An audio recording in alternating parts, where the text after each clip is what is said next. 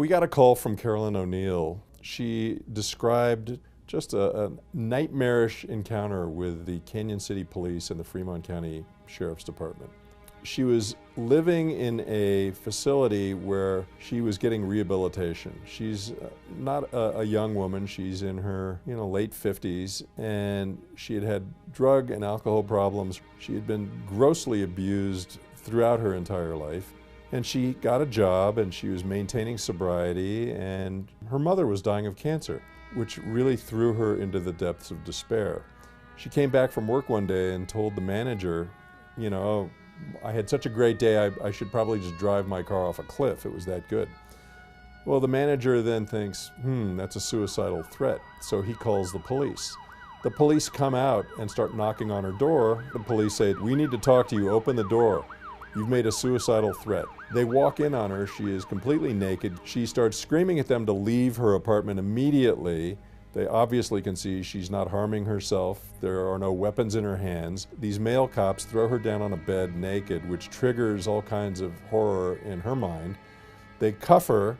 They throw a blanket carelessly on top of her. They drag her out of her own apartment with no warrant, with no nothing.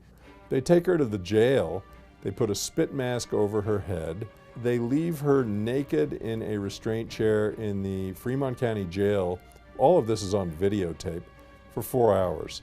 She's very slightly built. She manages to wiggle her right foot free from the restraint. And what does she do? She crosses her legs to prevent the inmates across the way from seeing where they shouldn't be looking. A deputy walks by and sees her peacefully sitting in a restraint chair all by herself in her own cell with her legs crossed and says, "Oh my God, she's gotten her ankle out of the restraint chair." So they assemble a team of deputies to come in, and they forcibly uncross her legs, and they're saying, "Put your foot down, put your foot down." And she is screaming, "No, get out of here, leave me alone." So they tase her while she's naked in the restraint chair, forcing her foot down, and they re-restrain her. After 4 hours, they take her out of the restraint chair and leave her naked in her cell for another 8 hours. Ultimately, all charges against her for disturbing the police, which is what we call resisting arrest and obstruction, were dismissed. We take it into federal court.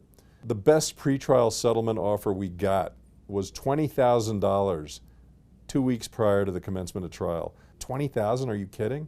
So we took it to trial, and the jury came back with a $3 million award. Sadly, this was the last case Wiley Daniel tried as a federal judge before his passing, and I think he was pretty outraged by the facts of this case. We ended up settling the case while it was pending in the 10th Circuit. The best take-home lesson for trial lawyers is we had almost all of this either on audio tape or videotape. This was pre-George Floyd, and that became our absolute best friend in court. If it's just your client's word against the word of the cops generally win that battle because the love of cop exists in federal juries. If you have police misconduct on audio or videotape, don't be bashful about taking it to a jury.